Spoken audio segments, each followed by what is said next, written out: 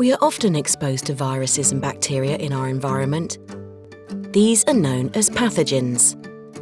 When a pathogen enters our body, it starts to multiply, causing an infection, which triggers our immune system to react. But how do our bodies fight off infections? There are many different types of white blood cells in our body, and each cell plays an important role in our immune system. Neutrophils are among the first cells to respond to an infection. They kill pathogens by consuming them. Mast cells, eosinophils, basophils, and natural killer cells soon arrive at the scene. These white blood cells release chemicals to kickstart other parts of the immune response, which can cause symptoms such as inflammation.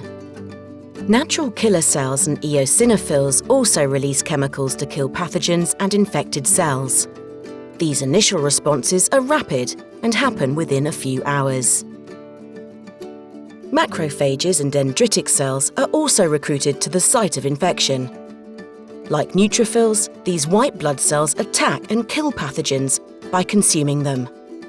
They can also present parts of the pathogen called antigens on their surface. This helps other white blood cells, such as T cells, to recognize the pathogen. These T cells then multiply to destroy infected cells and activate B cells, generating an army of antibody-producing cells. These antibodies help stop the pathogen from working and signal for it to be destroyed. These T cell and B cell responses are slower than the initial immune response and take several days to become fully effective. Watch our next episode to find out how T cells protect us from infection.